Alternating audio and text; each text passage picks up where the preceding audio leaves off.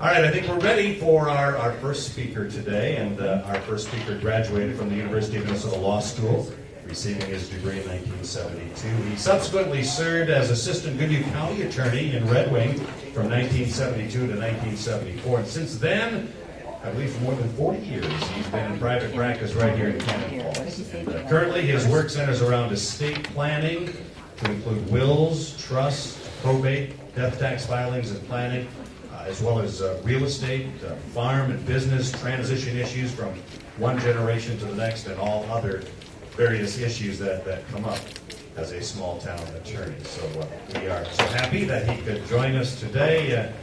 Please welcome Mr. Jim Burkhardt. Come on up, Jim.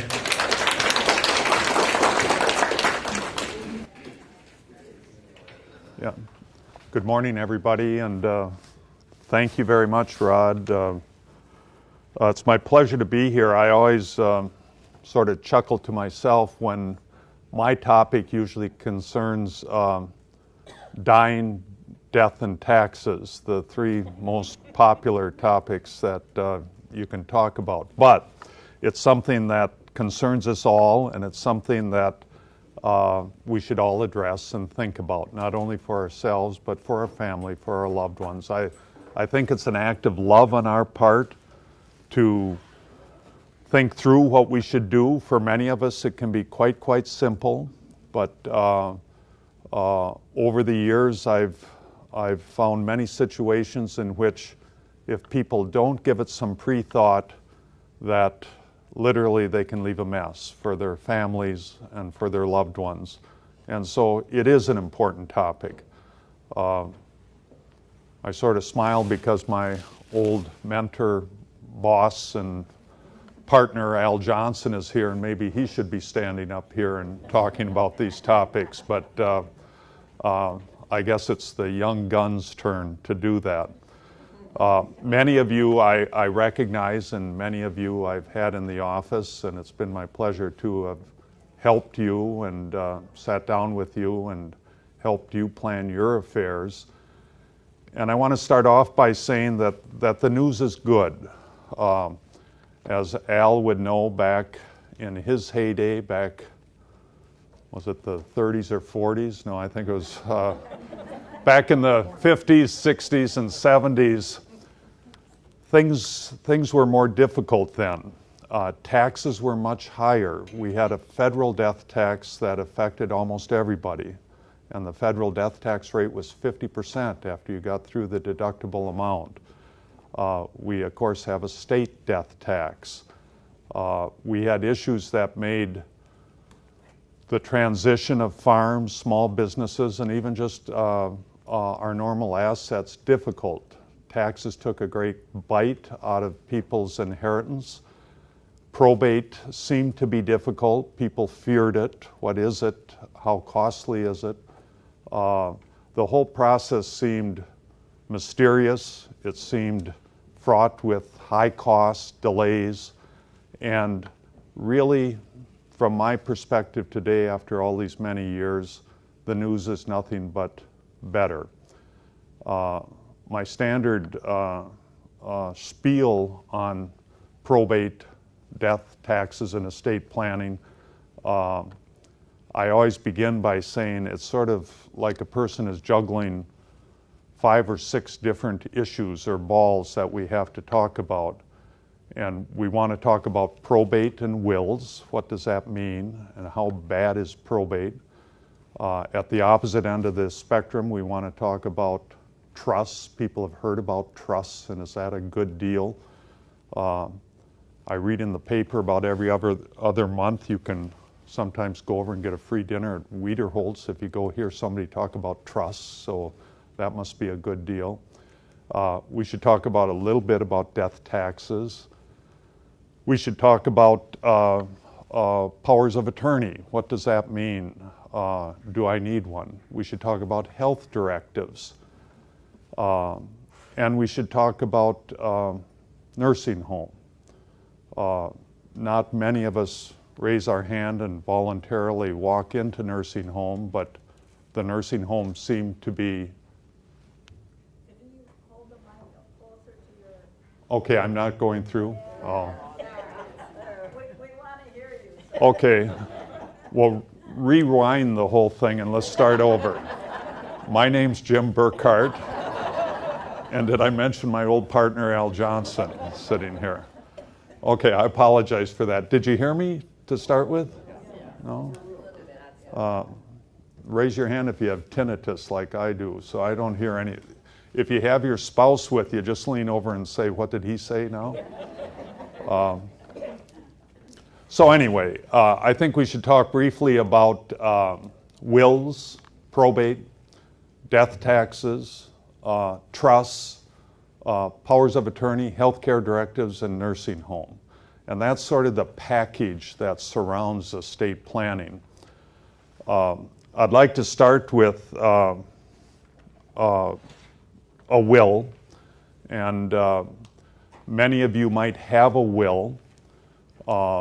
A will enables you, if it's done properly, to dictate first where your property would go upon your passing, and second, who your worker would be after you die, what we call a personal representative or an executor.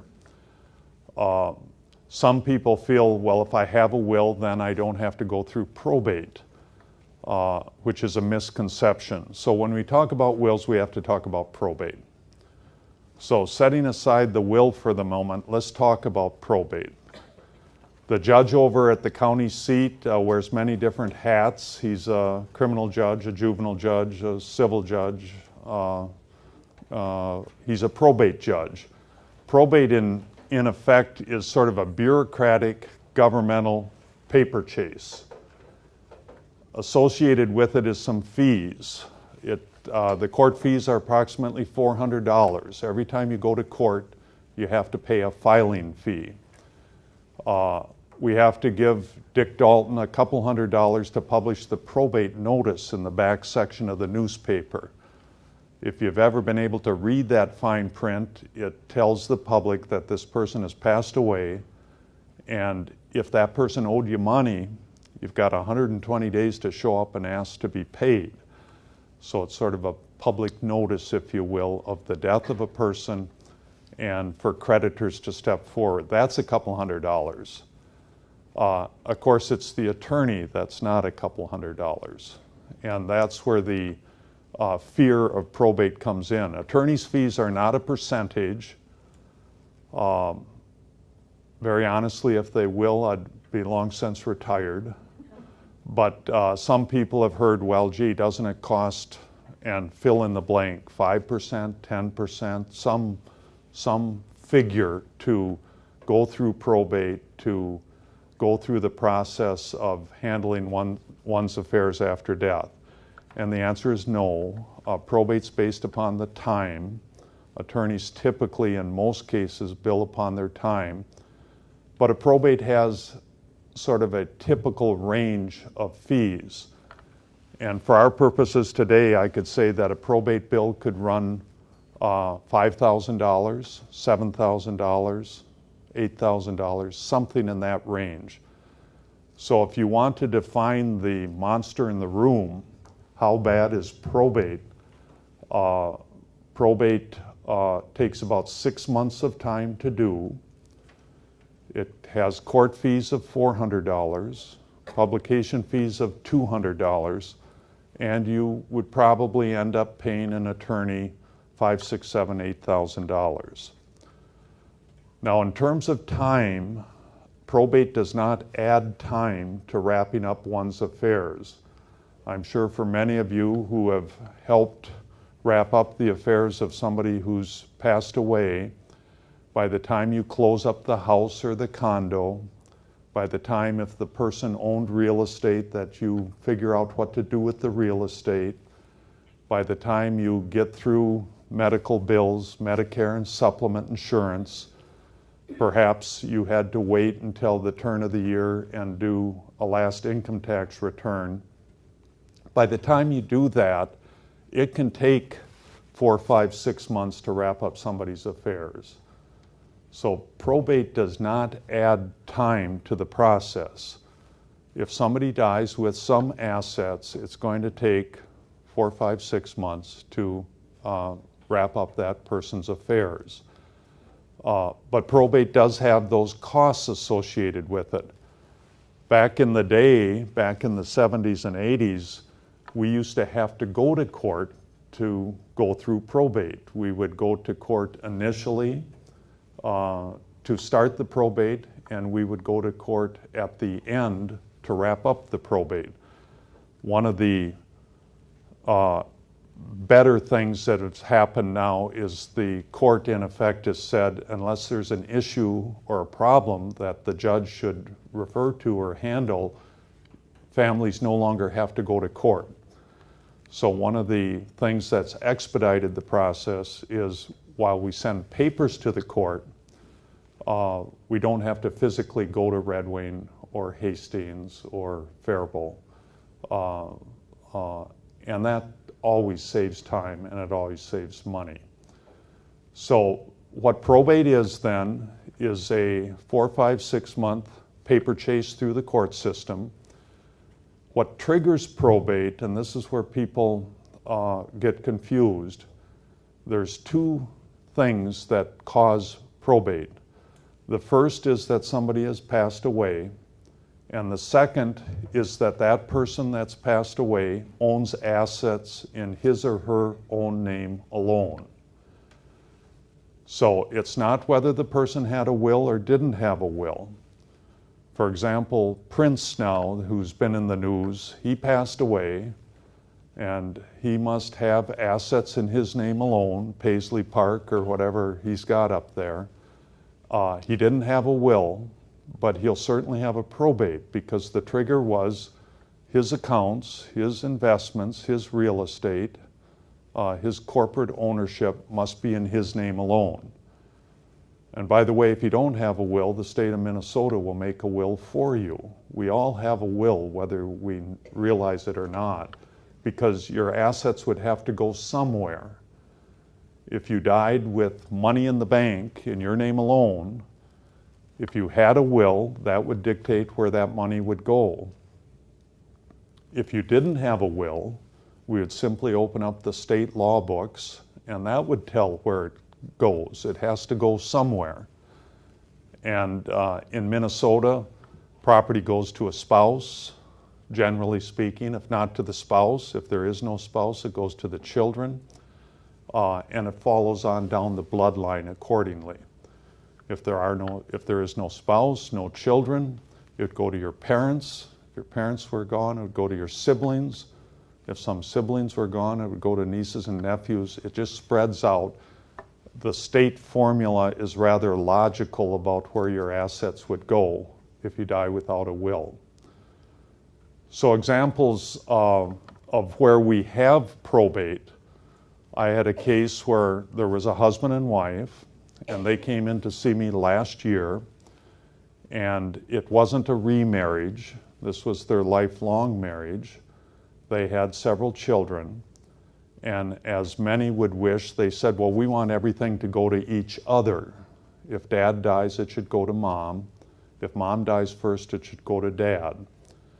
And because of that simple plan, we said, well, simply put both names on everything. So if mom and dad own their accounts together, own their investments together, if mom is beneficiary on dad's pension, and dad is beneficiary on mom's life insurance, if there's both names one way or the other on everything, when the first spouse dies, the second spouse will inherit automatically, because that first spouse to die did not die without having somebody named as beneficiary or co-owner on their assets. In Minnesota, car titles don't matter. My wife has our 2 car titles, and I don't know why, but and she won't tell me why, but she owns it in her name alone, but car titles don't matter. Untitled items, household goods, machinery, equipment, does not matter. But really everything else in a typical couple case, the typical couple would want everything owned by them both. Therefore, when the first spouse dies, there is no trigger for probate. Now, in that case that I had some last year, the husband then did indeed pass away some months later, and unexpectedly. And his spouse called me and said, "I remember your sermon, Jim, and if my name's on everything, there's really essentially no legal work to do. We do a little paper that takes the spouse's name off the real estate, but other than that, there's no legal work." And I said, "You're absolutely right. Call me if you hit a problem." And a couple weeks later, she called. They had banked at several banks, and the good news was at one of the banks, at Vermilion Bank, there was a $75,000 CD. The bad news is it was in the husband's name alone. Her name was not on it. John Papel, the president of the bank, knew her husband, knew her. He knew she should really have the money, but he couldn't give her the money because her name was not on it.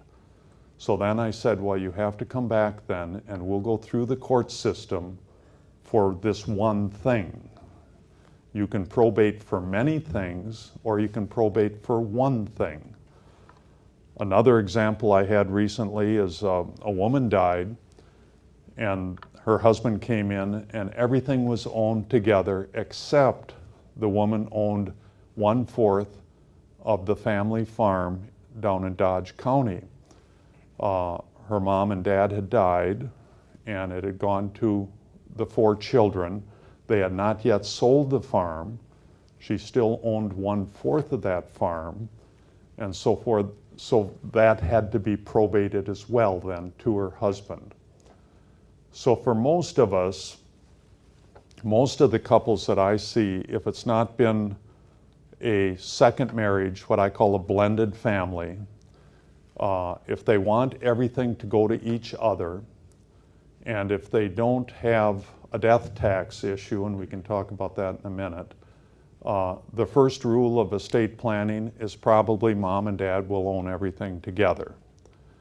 And that means on the first passing, there would essentially be no legal work, and there are no taxes, death taxes, estate taxes, inheritance taxes, whatever you want to call it, for the surviving spouse. So that's good news. Back in the 70s, there was the potential for a tax on a surviving spouse. Today, the government's decided, no, we're not going to tax the surviving spouse. That's an unholy thought to do so. So for most of us then, we simply own everything together.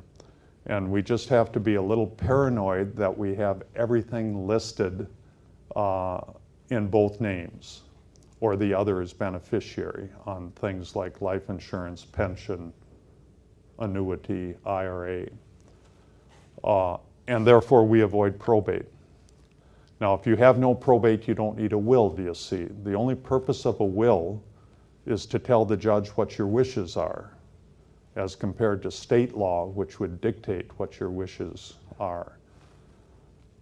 In the typical case then, what we're really talking about in estate planning then, for most of us, is not the first death, but the second death. When we're down to one of us, what happens then? Now, in a typical case, a single person having survived his or her spouse passing might own a condo, might own a house. They might reside at Twin Rivers. If they're lucky enough, they'll have some assets. And then the question becomes, well, what do they do? Well, depending on how complicated their wishes are, that will dictate what they should do.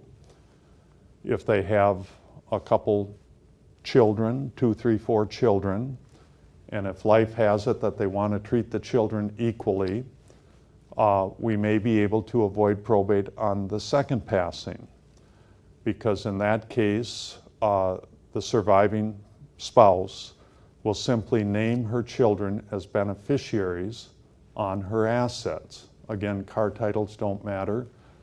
The typical phrase we use is payable on death. So she would go to her bank, or he would, and they'll simply put the children as beneficiaries on the checking account, the savings account, the CD. If they have a mutual fund investment, they'll simply put the children as beneficiaries, and on through their various assets. One thing that always caused we lawyers problems was the real estate, the condo, the house. Well, the legislature in the last 5 years, the Minnesota legislature, came up with a new concept called a transfer on death deed, TOD, as compared to POD, payable on death, for bank accounts. We now can do a TOD for the condo or the house, and that's a document much like a deed that the person signs. We record it, and in so many words it says, if I die owning this real estate, I want it to go to these people. If during my lifetime, on the other hand, I decide to sell it, I can sell it. I don't need my kids' signatures. They have no interest in it. Their life's problems can't contaminate my property. They can't sell it because they don't own it yet. It's just to be given to them automatically on death. So for many people with simple estate plans, we can do rule number 1, mom and dad own everything together and there's no probate. And if there's no probate, we don't need a will.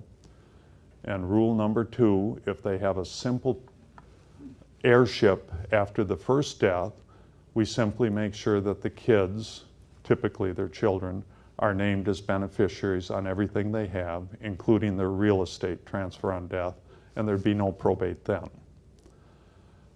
So today, one of the positives then over the last decades is that many times we don't go through probate, either on the first death or the second death. Now that's a nice thing. It's not the end all, and it doesn't save tens of thousands of dollars. It saves no time. There's still the work to be done, whether there's probate or not. Close up the house, do this, do that, do the taxes, income taxes, do whatever necessary. So the time to wrap up the affairs of a loved one is still weeks or several months. But for many of us, probate is a thing of the past. Now, that doesn't work for all of us, though. As I said, if we have a blended family and mom and dad say, well, I got my kids and you got your kids, we can't give everything to each other. Or if we have a more complex plan, if we want to remember church or charities and we get into percentages, or if we've been involved with business with a particular child, or if we've given or lent money to a particular child so that even Stephen wouldn't work, or God forbid if we've lost a child and we want to remember that child's children, for example, then as we get more complicated, then payable on death and transfer on death concepts don't work. Then we probably need a will, because if my plan is 10% to my church and 15% to this charity, and for some reason I'm not treating my children equally, or if I have a child involved in my farm or my business, we have these more complications, then we need a plan. And that's where a will, particularly on the second death, would come in. And sometimes then, yes, we do probates. It's not the end of the world, as I said. It doesn't add any extra time. But if we are to do a probate, we like to do it with a will, because a will dictates what the person that passed, what her wishes were. And we will get done with it in 4, 5, 6 months. In dysfunctional families where the kids aren't quite getting along, probate has a calming effect on the entire transaction. It has built-in oversight. We have an inventory with probate. We have a final account. There's a lawyer involved, and there's ultimately a judge overseeing everything. And so in some family situations, probate in effect is a blessing, because it calms what is a roiled atmosphere. If the heirs are lucky enough to inherit something, sometimes that inheritance brings out the worst features in people. And with the passing of both parents, sometimes the long pent-up angst over decades overflows and comes to the top. And so all of us that try to help people through that process are very conscious of trying to have a smooth transition where nobody's feelings are hurt, where everybody feels the process was fair, and where we don't leave a lifelong hurt within the family. So, do you need a will? The answer is maybe yes and maybe no. It depends on your plan. Do you have to go through probate? The answer is maybe yes, maybe no. It depends on your plan. Can we avoid probate? If we can, it's great. It's a trick. It's a nicety.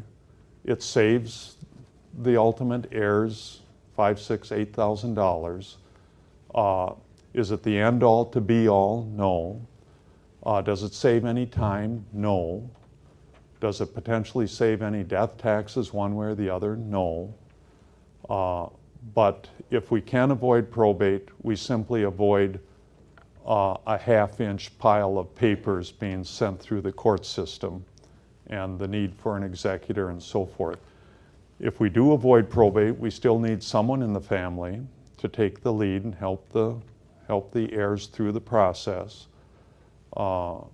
There are still decisions that have to be made about disposition of personal property, perhaps a house or real estate, a car. Last income tax returns might have to be filed. So all the work inherent when somebody passes is there, whether there's probate or not. So on the issue of probate, what I want to leave you with is from my perspective, it's never been better.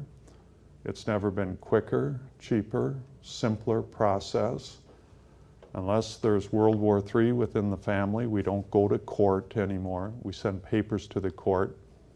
And in certain situations, it's a positive benefit.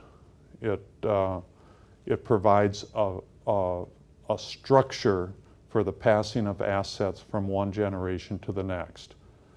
But the phrase, can we avoid probate? Sure. If we can avoid probate and yet pass the assets to those that we wish, it's a worthy goal, and why not? The opposite end of the spectrum of a will is a trust. Now, we have many different trusts for many different purposes. We have trusts for incapacitated people. We have trusts for death tax planning. We have trusts to hold large insurance policies. We have trusts for minor children that have inherited assets. And we have a particular trust called a revocable living trust, whose purpose is to avoid probate. Now, if you can avoid probate without the need for a trust, well then certainly we'll do so, because then you don't have to buy a trust. But where we use a trust to avoid probate, we use it in situations in which the plan or the assets are a bit more complicated. So a trust enables us, for example, to give to church and charities, give percentages here, do this, do that, to make the wishes of the person planning his or her estate be fulfilled. So if it's not what I would call a simple plan from dad to ma and ma to the kids, well then an option would be for that person, if they have a more complex plan, they can either have a will, and that would mean that the ultimate generation would go through probate, or they can have a revocable living trust, and that would mean we would avoid probate. So for those that have a more complex plan, we would either use a will or a trust. The one and only advantage of a trust is it avoids that $5,000, $6,000, $7,000, $8,000 typical expense associated with probate. A trust does not save any time in wrapping up the affairs of somebody that's died. It still takes the same amount of time. What do we do? What do we do with the house, the car, the household goods, the last income tax return, the medical bills, all of this? All the practicalities are still there. But if properly done, a revocable living trust will avoid the necessity for your ultimate heirs to go through probate. So, how does a trust work? I like to analyze it or give an analogy that it's much like incorporating. So John and Joan Smith will have the John and Joan Smith's revocable trust. And we lawyers will type it up, and of course it's got to be 10 or 12 pages to justify the existence of the whole shebang here. But we type it up. And how do we avoid probate because we have our assets in a trust? Well, we avoid it because we transfer everything we own, our checking account, our savings account, our CD, our real estate, our investments into the trust. So what have we done by doing that? We've made John and Jones broke. They don't own, as humans, any assets. It's owned in their trust, or if you will, their corporation. It's a trust can be similar to the concept of a corporation. So when John dies, there's no probate because he doesn't own a checking account or an annuity or a house. His trust does. And the same goes for his wife. So therefore, we have intentionally transferred the assets out of their name and, in a certain sense, made them broke. Now, that can be a scary feature in the sense that, well, who controls my assets? Well, of course, John and Joan control their assets. The trusts say that it's all for them. The trust, in effect, says we're only doing this to avoid probate. And the trust says that John and Joan can sell their house, change banks, go to Treasure Island. They can do whatever they want with their money while they're alive. But then the trust will have will-like features. When John and Joan die, the trust will go on to say, all right, give it to the kids, or give 10% to church, or this to charity, or 30% to this kid and 40% to that kid. It will have whatever the plan is. And because there's nothing owned by a deceased person, the trust can be wrapped up privately within the family. And so in a will, we typically call the person that wraps up our affairs the executor or the personal representative.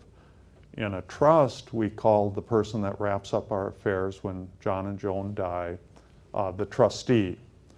In effect, the successor president to the corporation, if you will. The sole purpose of a revocable living trust, and we call it revocable, by the way, because you can change your mind. It's revocable, just like a will. You can amend it, you can change it. We say it's living because you do it while you're alive. We have death trusts, too, for other purposes.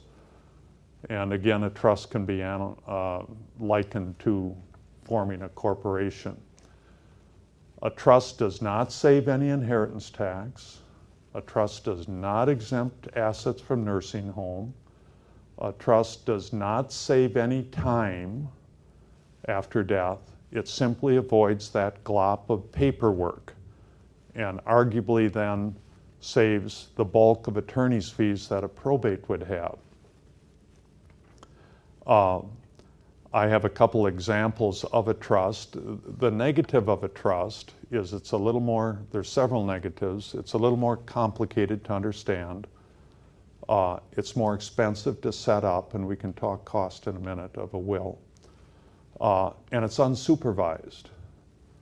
And by that I mean there's no lawyer typically involved after death. The family can wrap it up themselves. And of course there's no judge, there's no probate. So some years ago I had a widow, and it tickled her to have a trust. She wanted a trust, and she was willing to pay for it, and her goal was to avoid probate. and she had two sons. One was the obvious choice to be the successor trustee, go-getter type son. The other one was just less able, more docile. I don't think he was incapacitated necessarily, but he just wasn't quite on the ball. So she picked her go-getter son to be the trustee. We transferred all her assets into the trust, including investments and so forth. That's always a bit of a pain to go through, especially if you have mutual funds or stocks or bonds or bank accounts or this or that. We deeded her property into the trust. We made it so she didn't own anything. And some years later, she passed away, and her two sons came in. And we said, hopefully, if your mother died with everything in her trust, and let's knock on wood that she didn't own bank accounts or something in her name alone again, the trust simply says that you, brother or son, will be the trustee. The trust goes on to say you'll wrap it up, you'll do probate-like things, you'll pay the bills, you'll probably sell the property, you'll liquidate the accounts, and the trust says everything's 50-50 between the two of you. If you need my help, call, but in theory you can do it yourself. They said fine, and they went away, and a couple years later, the less able son came to see me. And he said, and for some of you that have heard this story before, I apologize, but it's one of my illustrative stories. He said, well, Jim, my brother didn't give me the money from the house. And I said, well, what do you mean? They sold their house, and she had an expensive house. It was a $400,000 house. He said, well, my brother sold the house as trustee and got the check, and he kept it. And I said, well, that can't be. It's to be shared. And I said, where is your brother? Well, he's in Texas. So he said he's going to pay me, but he hasn't paid me, and it's been a year and a half. And so we picked up the phone, and I called the brother, and the brother said, yes, I was in financial trouble, and I'm going to pay my brother back, but I'm not in a position to do so right now.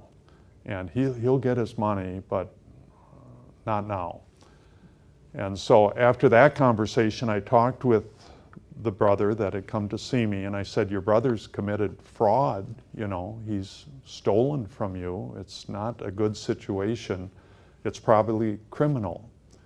And I said, although we've got jurisdictional problems that he's in Texas and the fraud was committed in Minnesota, and we'll see how that might be handled, but I said you could go to the authorities and press a criminal complaint. He said, well, I'm not going to do that against my brother. And the long story short of that was, well, the brother kept the money, never did pay it back. And I tell that story just to illustrate, because a trust demands the goodwill of the family, because it's not supervised. There's no probate, there's no judge, there's no lawyer. Another example I always tell is a guy came in and said, oh, my mom died in Chicago 3 years ago, and I know she had a trust, and I haven't heard from my brother who's the trustee. And I said, well, and it sort of was a dysfunctional family. And I said, well, your brother has to tell you. I said, did your mother have assets? Oh yeah, she had a house and this and that. So he had no idea what happened. For some reason, the mechanics in that family didn't allow an open, free discussion. And I just referred him to a Chicago attorney. I said, you hate to get a lawyer involved, but this has to be brought to a head. You're entitled to your fair inheritance. So trusts carry with them a couple of negatives. One, they're unsupervised. Now, 9 times out of 10, or perhaps a higher percentage, the successor trustee will do a great job, and he or she will do probate-like things. They'll advise their siblings what the assets were, what the bills were paid, what the net is, and divide things up, and things work out quite well. But on the other hand, in certain family situations, if the family's a bit dysfunctional, a trust is not the answer. And instead of gaining the goal of saving $5,000, $6,000 or so of costs, it's left a lifetime of disappointment and bitterness.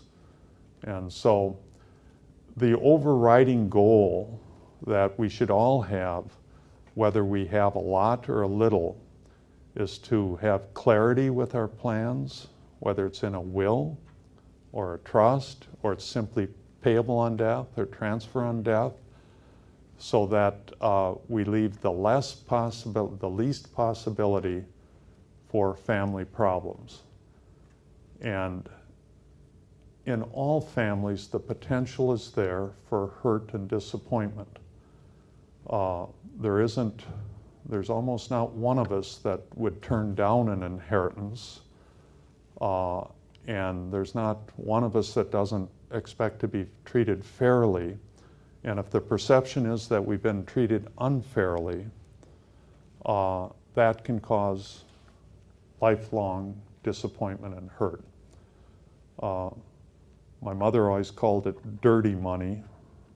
It's nice to have money to be inherited, and it's a much appreciated thing, but it must be handled very carefully, or it can leave a lifelong hurt. So should you have a trust? The fees to establish a trust can run anywhere from $1,500 to $2,500, substantially more than a will or an estate plan, because it's more work to set up. And once the trust is done, it has to be funded, and that's crucial. I had a couple from California that moved to Cannon Falls, and they had a wonderful trust. It was really in a nice booklet, and they had done it in Los Angeles, and they had paid, I think she said, $3,500 for it, and it was really looked nice. I said, it's nicer than the binders that I give. It really looks nice. And she said, yep, and we're going to avoid probate. We couldn't have it simpler. And I said, oh, that's great. And she said, will Minnesota honor it? And I said, oh, yes. Yes, this trust will work in Minnesota. That's why they had come in. And I said, oh, by the way, how do you own your property? Well, they said, we just bought our home in town, and we own it in our names, and we've got our investments in our names, and so forth. And of course, the conclusion was they're going to have a probate too, because they had nothing funded into their trust. Their nice booklet, it's like a corporation with no money. There was nothing in it. They didn't title their house in the trust. They didn't title their bank accounts. And so one of the faults that I find when people go to trust conferences or something, computers are wonderful machines, and we can spit out the boilerplate of a trust fairly easily, the 10 or 12 pages. But unless the concept is driven home that you have to fund it and transfer everything you own out of your name into the trust and keep it that way for the next 30 years of your life as you buy, sell, move, become less abled, you're going to have a probate too. And that almost feels like a bad deal, and it is a bad deal. So when I do a trust, the paperwork is rather simple.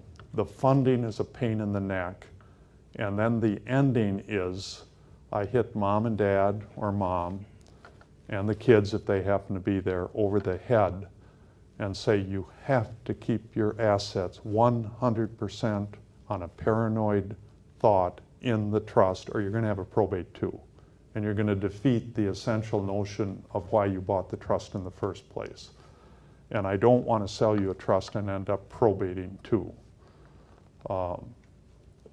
So if a trust costs, let's say $2,000 to set it up, to fund it properly, to get it done, if a probate costs $7,500, well then obviously there's a $5,000 or $6,000 savings. No time savings, no nursing home savings, $5,000, $6,000. Since probate, we don't go to court, so that makes no difference. So Is a trust worthwhile? Yes, for the right persons. And the right persons are those that are just geared to it, that I say that it tickles them. They're willing to sit still. Usually people go running out of my office and I tell them to take 2 aspirin and go home and drink their favorite beverage because this stuff just drives you nuts. But for the person that's geared up for it, a revocable living trust is perfectly fine. I'm not anti-revocable living trust. I make more money if I sell a revocable living trust. It's perfectly fine. But for many of my clients, they'll say, no, you've given me a headache. I don't want to spend $1,500 or $1,800. It's too much. And if 20 years from now the kids have to have a probate on the last death, I don't care. Or I value what a probate might offer, the structure, the confidence that things will be handled appropriately. And so out of every 10 people I see, or 10 couples, perhaps 1 or 2 will select a trust. If you look at your plat books, there's new plat books out now at the Beacon. You'll see some farms that are in a revocable living trust. Well, the basic logic for that is that they've bought a trust and they want to avoid probate. A trust, by the way, an advantage that may be of important to some is a trust is privately handled. If you see your neighbor's name in the back section of the newspaper, not the obituary column, but in the probate notice, you can go over to the courthouse in a few months and look up their file. It's public records, and you can see what Josie owned, next to it if you're really curious. So a negative of probate is they are public records. So your estate, inventory, your will, your wishes can be seen by the entire public. A trust is privately administered and nobody would see it. And for some that makes a great deal of difference, and that turns the scale for them to go to a trust. A will package is around somewhere between $500 to $1,000, about half, sometimes a bit less than half of a trust. And so trusts save money on the ultimate passing. Trusts do not save time. Trusts cost more than a will. Probate doesn't cost 10% or 8%. Probate costs maybe $5,000 to $10,000. Now, the last comment I'll have, whether it's a trust or a will, is if one has a large estate and gets into death taxes and business termination and other issues, well, then the bills go up. But whereas we used to have to report to the federal government on death taxes of over an estate over $60,000, we can now turn our focus on what the death taxes are. The federal exemption is $5 million now per person. And that takes care of about everybody I know. And it's quite nice. I think, the death tax, it's also known as the inheritance tax or the estate tax. And people would say, well, what's the reason for that? Well, I think it's twofold. There was a societal reason back in the day. It was a reaction to the landed aristocracy in England, where the manor would be passed to the eldest son. And because Mom and Dad weren't sharing the manor with the other kids, the manor would stay in the family. The other kids, brother number 2 or son number 2, and the daughters just had to make do. And there wasn't an estate tax of any note at that time in England. So that allowed property to stay generation after generation after generation. In our country, I think the thought was that at some point, a new generation should reinvent themselves. So the boys and girls on Wall Street, if they're making gazillions, or the Warren Buffetts or this or that. On the one hand, we applaud them because that's what our country is. On the other hand, is a good social policy if that money remained for hundreds of years and their generation after generation after generation just had to sit on their backside and live off the fruits of what some great-great-great-grandpa did. And you can debate that, whether or not that's appropriate, but that was one of the theories behind it. So great wealth eventually dissipates in our country because not only because of the death taxes, but because of the heirship, as it subdivides into 5 siblings and more siblings and so forth. The other reason for the death tax is it generates revenue, significant revenue back in the day. Now, back in the 70s, those of us that were trying to help people plan their estates, the federal exemption was $60,000, and a surviving spouse got double that. So we had the unholy experience sometimes of mom, if she was the survivor, not only losing her spouse, but having to pay a tax too, which was just didn't seem at all right. And even though, and of course we deal so much with farms in our area, even though the farms were back in the day $1,000 an acre, $1,500, it wasn't unusual to have a farm family be worth, or a small business family be worth $500,000. And if the exemption was $60,000, 500 minus 60 is 440, and if the tax was 50%, that's 220. Well, that just destroyed the operation. It was like another set of children that had to be paid. In this case, it was the state and Uncle Sam. And so obviously there was a reaction against that, and over the last 40 years, the response of our legislators has been to raise the exemption. So it's gone from 60,000 to 5 million. And 5 million, from my perspective, is fine, since I don't represent the Wall Street boys and girls and so forth. Very rarely do we face federal death tax consequences now in the practice of a small town attorney. The state of Minnesota has been a little slower to catch up. The state current exemption is $1,600,000. Dayton and the Democratic legislature a few years ago started to raise it from $1 million to $2 million, going up $200,000 a year. This year it's $1.6 million. In 17 it's $1.8 million, and in 2018, it caps out under current law at $2 million. The state death tax rate over that amount is about 10%. So the bad news is it's a tax. The good news is it's not 50% or something. So I still do state death tax returns, because with our farm values, although our egg prices are down, the beef's down, milk's down, corn and soybeans are down, the farm community is under some stress.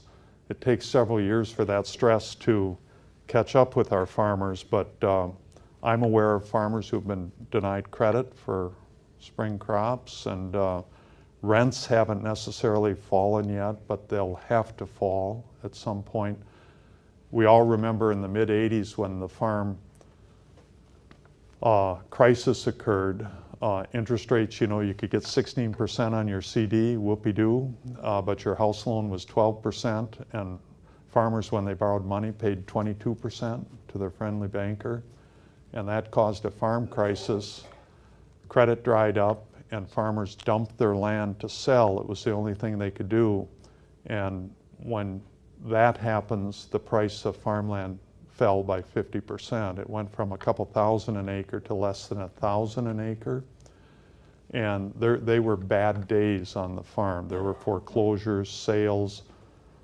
I remember Paul Wellstone was running around with farmers, and and farmers would show up. It was just like the Depression, and try to prevent auction sales of cattle or machinery by the bank.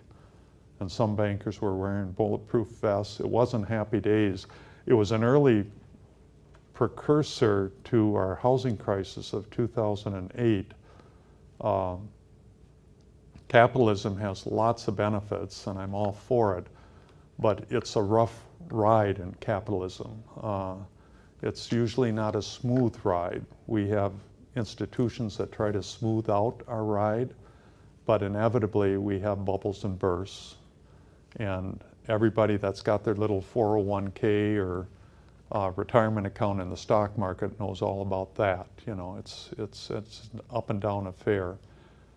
And of course, locally, our housing market, since the collapse in '08, I think we're back to about maybe 60% of normal, you know.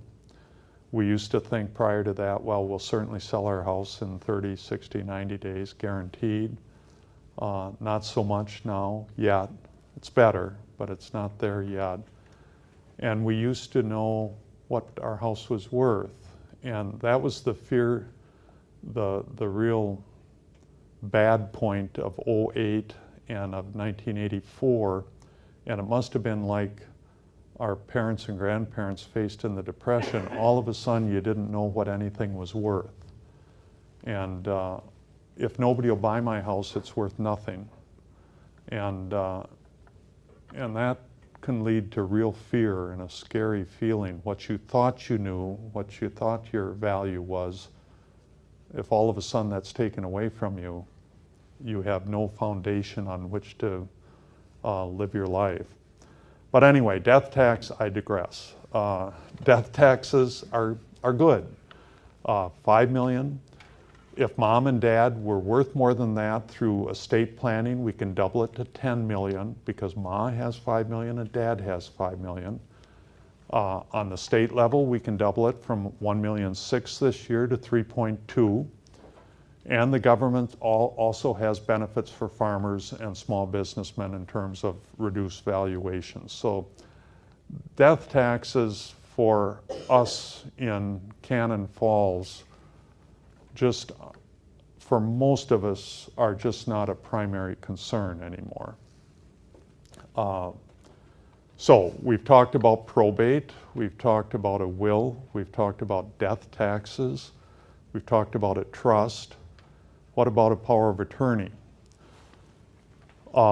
We should all have a power of attorney. A power of attorney takes nothing away from you. It says, if I have a period of incapacity while I'm alive, I'll appoint somebody I trust. Spouse usually appoints spouse, and then alternatively a kid or two if you're lucky enough to have that, or a dear friend, somebody trustworthy, to be your voice and to be your signature if you can't conduct your business. It takes nothing away from you, but it recognizes there could come a time of incapacity where you need the help of someone else. It's only while the elder is alive. Powers of attorney end when the elder dies, and it only lasts as long as may be needed. It could be a matter of a few days. It could be a month or two now, but not needed later. Or it could be for some years. Powers of attorney work well if, first, that the elder agrees to allow it to work. I get many cases of folks coming in and saying, well, ma's still driving the car and she's going to run somebody over. And she's not taking her meds, and her house is a mess, and the neighbors are concerned, and we kids are concerned, but ma tells us to take a hike. We got a power of attorney, and I say, well, it ain't going to work if ma doesn't allow it to work. Those are difficult situations. My conclusion to that is, in our society, we usually err in favor of the elder, and many times nothing then happens until there's a crisis. But When I lived in town, I had a neighbor lady that had nobody but Donnie Kraft and me. Donnie got her the dried beef, and I went over and made sure she was all right each day. But, and I called at one point, this was in the 70s, I called Dr. Klefstedt, and we came up, and she just said, oh, you get out of my house. And so we got out of her house. She never changed her clothes. She didn't sleep in her bed. She slept on the couch, and she lived on dried beef and donuts, which at the time sounded pretty good to me. She always offered me some.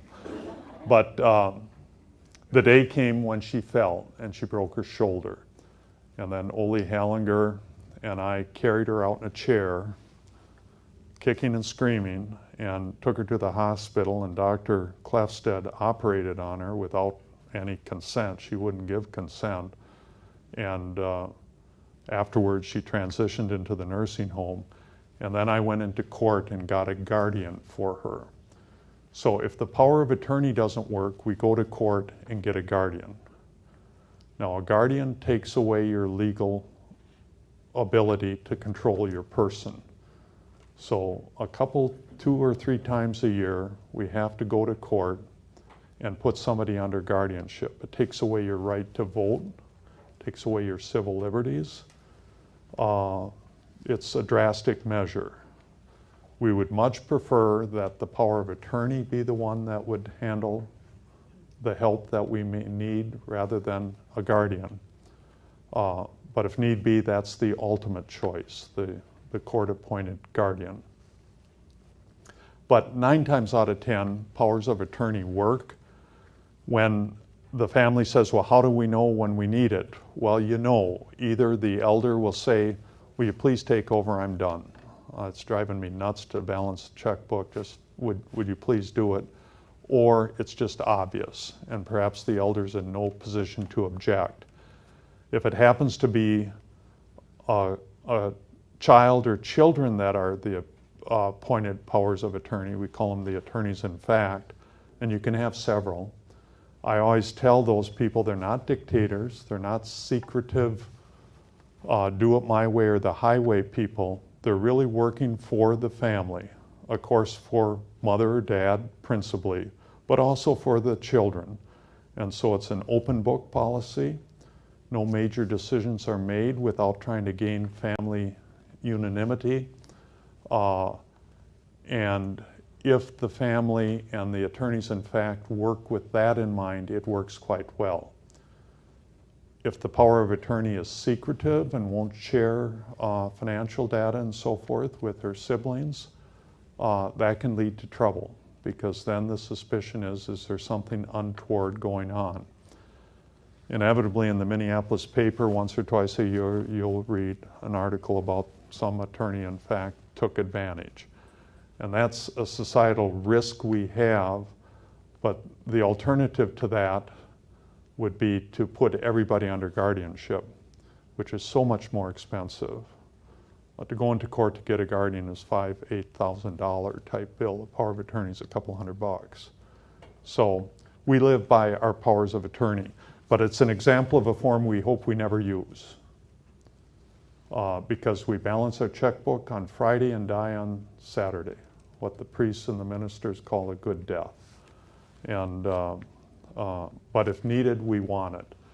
Health directive is the same thing. For 150 years, Ma spoke for Dad, Dad spoke for Mom, the kids spoke for Mom or Dad, and the medical people just accepted that, and away we went. But now with medical privacy and everything, the legislature's passed a law and we should have a health directive.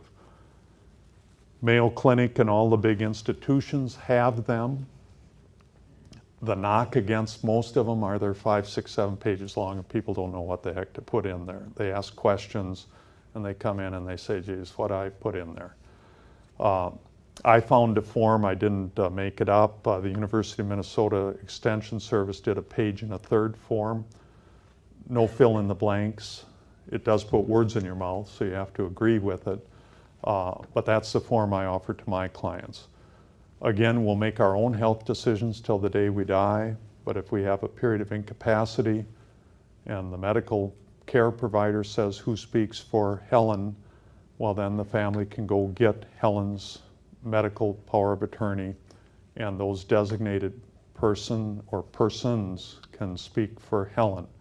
It has end-of-life language approved by all religious denominations. It's not a death panel, Dr. Kevorkian deal, but it recognizes for all of us there can be a time in our lives in which we transition over to a hospice-like care because the battle is essentially over. So, health directive, yes, we should have it. Do we hope we use it? No. We don't want to use it, but it's there if needed. Power of attorney, do we need it? Yes. Do we hope we never use it? You bet. A will, for some of us, that's the answer for the last death. Or the alternative would be a trust, a power of attorney, and a health directive on the opposite end of the scale for those that choose. And the middle ground for many of us is payable on death and transfer on death, where in theory we don't need a will, we don't need a trust, because we have a simple estate and we can manage our affairs very simply. Mom and dad dies, ma gets it, ma dies, the kids get it, and away we go. That middle ground doesn't work if we lose a child, because payable on death and transfer on death doesn't handle if you want a chunk to go to the grandkids, that child's children. But if we have a very simple estate plan, we have that to offer for many of us. Brief word on nursing home. I don't know if I've met anybody that wants to go. I've been casting my eye about where would I want to go. I've heard good things about Northfield, Three Links or whatever it is. I used to hear good things about Kenyon, but then somebody told me a bad story at Kenyon. Sunset. Hastings, I think, has a pretty nice one. Ours, God bless them all up there, they try very hard, but it's a dated old facility. And it's sort of worse than Territorial Hall when I went to the U in 1965. No closets, no nothing, you know. When Sister up there was raising money for the chapel, I said, why don't we just all get together and burn it down and start anew, you know.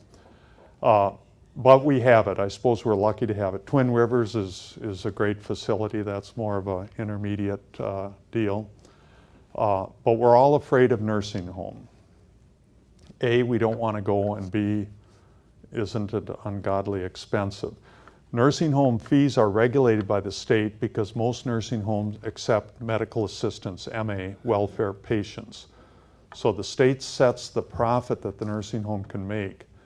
In defense of nursing homes, how do you staff that thing 24/7 and get people to do that? It's not, and it's a tough job. And so inevitably, we have the newly arrived minorities that are staffing nursing homes, you know. I still, my mother-in-law was so sick, and we brought her to the nursing home, and she woke up and her eyes laid on this person of color from Africa, and she went, ooh, you know, she wasn't used to people of a different color. But it's the newly arrived that sort of staff it because it's not the best paid. It's 24/7, 7 days a week. The costs, even though the government regulates it, it's expensive, $5,000, $6,000, $7,000, $8,000 a month. There is nursing home long-term care insurance out there. Most of us don't have it. If we do, it pays maybe $100 a day, $3,000 a month. It's not going to pay all of it. So I get many people coming in of fear. Dad's got to go to nursing home, and mom in her eyes says, what's going to happen to me? Well, the state makes the rules because the state is paying for a lot of us up there. And the state tries to allow mom, in my example, they call it the community spouse, enough assets to keep body and soul together and stay at home. So in the typical case, if dad goes to nursing home, mom can keep the house and a car, She can keep 1/2 of the family fortune, the cash, the investments, not to exceed a cap, and the cap goes up every year. It's about $120,000 now. So if mom and dad had $200,000 in the bank and a house and a car, mom would keep $100,000, the house and the car. Then they would analyze mom's income and figure out how much of the income mom would keep out of the Social Security or pension or retirements.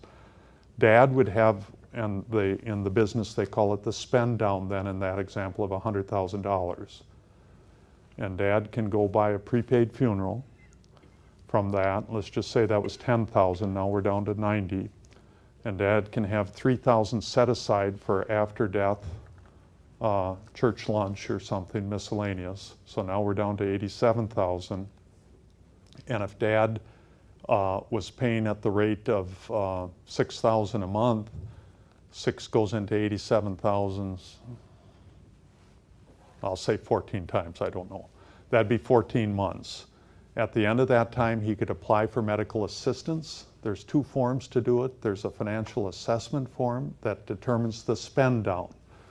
When one spouse goes into nursing home, you should do an asset assessment.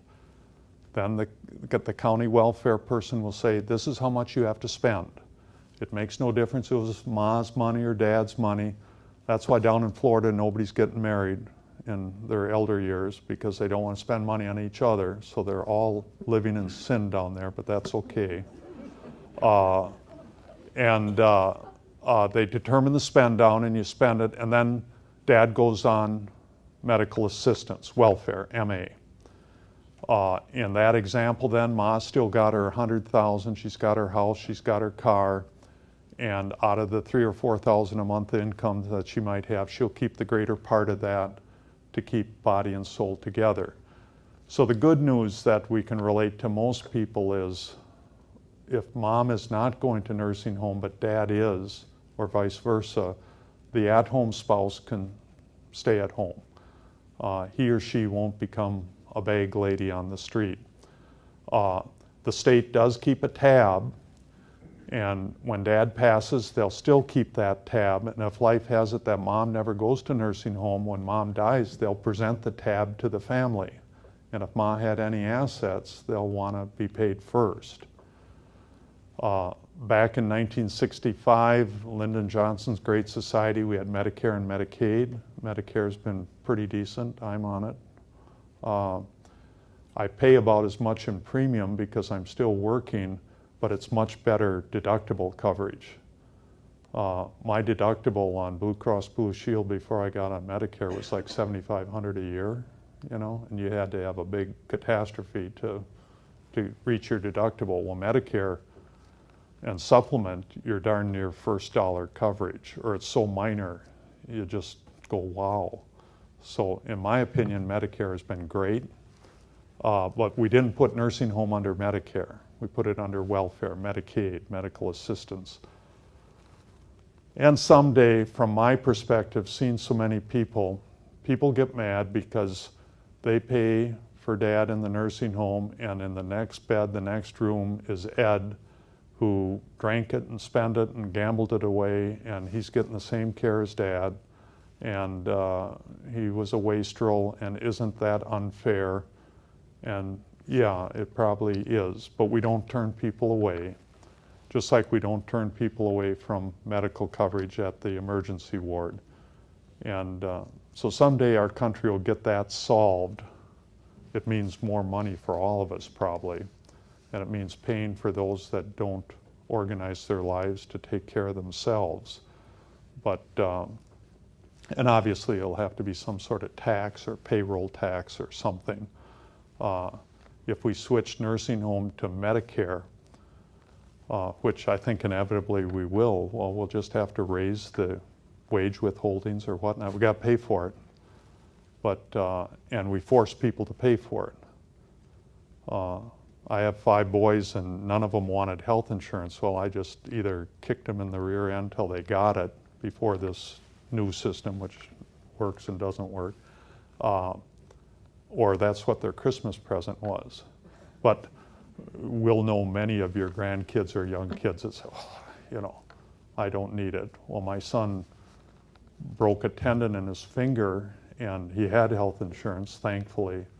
And after that surgery and whatnot, I don't know, it was $25,000 for a finger.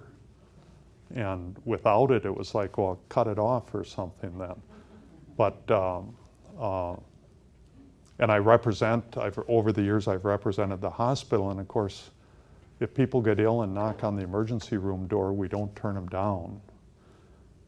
But on the other hand, I've had clients come in that needed elective surgery, and we do turn them down. And they have big hernias sticking out, and they're wearing girdles to hold it in, and your heart just goes out to people. So somehow we have to figure it out, how to pay for a nursing home, because the system right now isn't very fair. And it takes the dignity away from the average couple if they have a few bucks.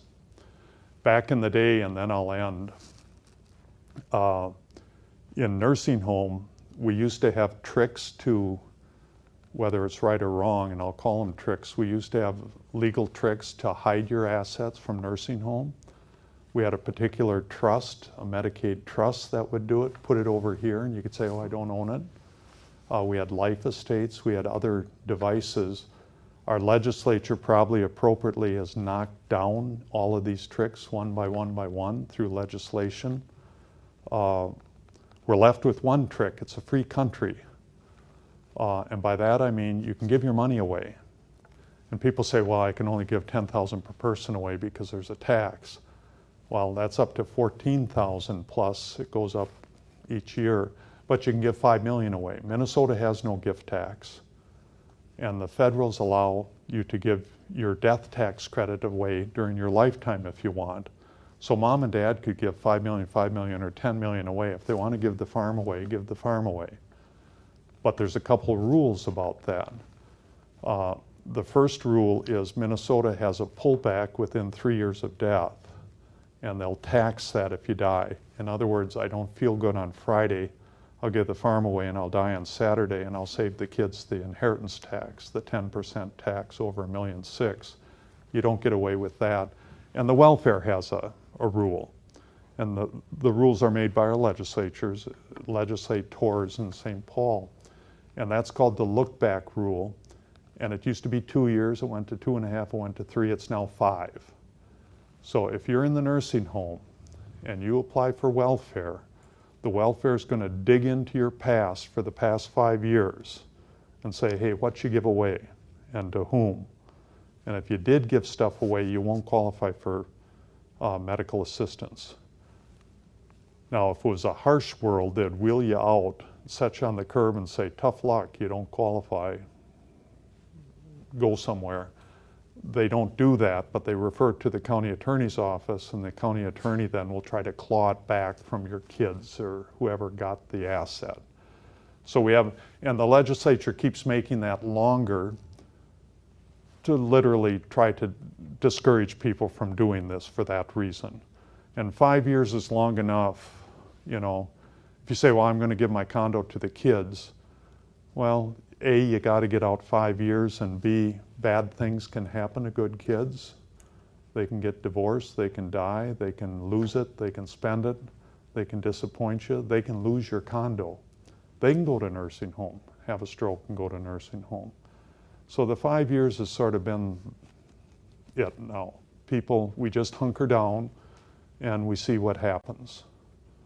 But generally speaking, the rules are survivable for husband and wife. We have no tricks to offer. Trust doesn't help. Having the asset in Ma's name doesn't mean she doesn't have to spend it for dad's care.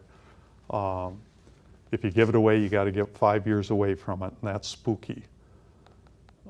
Last story, dad came in some years ago, brought his daughter in. He said, I have one daughter, I don't have much, I got a modest little home and $10,000 up at the bank, but it would just tickle me pink to give it to my daughter. And I said, the only thing you can really do is change it. Go to the bank and give her the CD and have me draw a deed. And then at the time it was 2 years. You got to get out 2 years. He said, yep, I'm going to do it. And he did it. 3 or 4 years went by, and Paul Bringold called me from the bank and said, Jim, John is up here saying that, didn't Paul know that Burkhardt was a crook and his daughter was worse because they took his money and took his house? So I said, well, bring John down, and I called John's daughter, and we had a meeting. And as is typical for all of us, as we age, we get concerned with our finances and whatnot. And despite what I then told him, he realized he didn't own the CD. It was still there. He didn't own his house, but he still lived in his house. We got out the 2 years, but he didn't understand why he didn't own it. So the daughter said, Dad, I'll give it back to you. We signed a deed, gave it back, gave him back the $10,000. 6 months later, the daughter called and said, Dad's gone to nursing home now. And the way it played itself out, he lived several years and spent all the money. And I tell that story just because it's difficult for us humans to give our stuff away even to our loved ones, you know. That's a loss of control, and we're all, I think, control freaks. And as we age, we may forget why we did it. And of course, again, bad things could happen.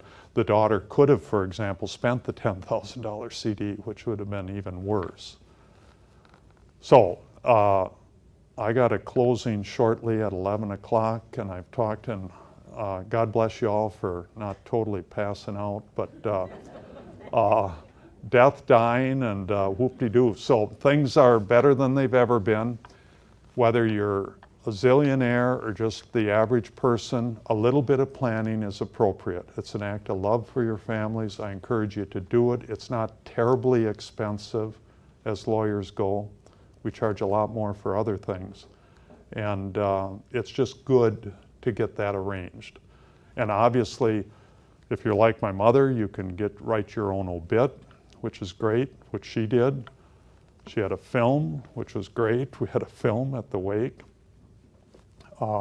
She was friends with the mortician in Wabasha, so we had a big deal there. But in the end, she decided to be cremated, which was unusual for her generation. But it was really lovely because on her passing, everything was done. The obituary was typed and ready to go. The film was all geared up and ready to go. She had prepaid and planned her funeral. Her gravesite and whatnot was selected. So the more we can do for our family, the better off it is for our families. But thanks a lot. Thanks for sitting still, and it's my pleasure. Are there any quick questions? Yes. Actually, I have a comment, if I may, Yes. that might add some reassurance to this nursing home thing. I'm a retired RN case manager, and I work strictly with medical assistance patients in the nursing home. I was my entire client load. Rest assured that when it gets to the point where, okay, the spend down has been done, Dad's got to go on medical assistance, oh my gosh, the most common question I would get is, what do I do now? I don't know anything about this stuff. How do I do this? Number one, your best asset in the nursing home and the least appreciated or recognized is the social worker, because they know everything about how to do those things. So that's who you ask. Yeah, and that's certainly true. Each nursing home would have usually a staff person that would help you with that. Goodhue County, the actual social service department over at Red Wing, they've rearranged their schedules now, and as I understand it, they haven't appointed a specific person for a specific case, but when you call over with questions, there'll be an on-call worker there. And I liked it in the past because I got to know, they're usually women, these case workers. You got to know them, and it seemed you got a relationship there, and that seems a little less likely today. But yes, it should be self-due. You shouldn't need a lawyer. I'll get people come in a panicky sense and say, oh geez, what happens? And I try to give them some guidance and reassurance, really. But the nursing home should have staff that guide you through that process. Any other questions? Yeah. On transfer of deed, etc., and putting somebody onto any asset like a house or whatever. Yes. Is there a look back? No. Well, yes, the transfer, yes, in terms of the state potential death tax. If you What I'm didn't, getting at is if you say, for example, oh, mom says, oh, I'm just going to put my kids onto the house and onto the assets, thus it's all handled. And I mean, is there a look back saying, oh, she could do that 2 days before she died? No. It had to be 5 years or 7 years or whatever. No. If mom on Friday does a transfer on death deed and goes to the bank and puts the kids as beneficiary, and she dies on Saturday, the transfer on death deed and the POD business would transfer the assets to the kids. The only look-back relationship is with possible nursing home for mom. You know, if she went to nursing home, the TOD deed, if she does it and she goes to nursing home in the next 3 years, she still owns the house. And that's exposed if she's a widow. You know, they'll put a lien against the house and her assets. Or if mom was worth more than $1.6 million, the state will pull her assets back in the sense that they'll tax her assets. So the 5-year look back only comes into play if, in your example, if mom was ever applying for medical assistance, welfare. Or if mom was worth several $1 million and passed away, all those assets would count toward the possibility of a death tax. So TOD and POD doesn't avoid the possibility of an inheritance tax. But again, she's got to be worth more than $1.6 million. But a TOD and a POD, mom still owns it. So if she goes to nursing home, she has to spend it. The TOD and POD does not harden into concrete until the day mom dies. She can change her mind. Now that said, am I answering your question then? Thank you. Okay. Any other questions? Yeah. In setting up a trust, is there, do you use the same person for power of attorney as the healthcare director or directive? Or? Yes, typically, unless you're blessed with a lot of great people that you can choose on or choose from, many times the executor or the trustee or the power of attorney or the health agents might be one and the same person. It's not uncommon for parents, if we're down to one person, to select all their children for health agents. That doesn't come up very often. The dramatic health agency issue would be mom's in a coma and the family's having a cup of coffee with the doctor or the caregiver, and they're discussing end-of-life hospice type things, and recommendations are given. Mom can't agree because she's so sick, and so the health agents, and it might be all the kids, would... Now sometimes I visited a fellow, he had 12 kids, and he had a health directive, and the kids got the yips, the dad got pneumonia, and he was wasting away. He was obviously dying. He was in a hospice mode. He was out on the bed, a potato on the bed. And the kids just got in a big brouhaha, and so nothing was, they ended up taking him over the street to the hospital from the nursing home, cured the pneumonia, and Dad lived another 3 weeks. Not good. And the kids, when they met with me after Dad's passing, said we let Dad down and we let ourselves down. And even though Dad was quite elderly, it illustrated to me how hard it is to let go in the emotion of the moment. So if you appoint more than one or two, well, you can have a disagreement. But even if you appoint one and have a family of 5, the kids could still get into one royal brouhaha, even if there's the paper and it's clear what mom wanted. So hopefully there's been prep to that, and there's been an acceptance, and there's been an even transition into hospice and to end-of-life care.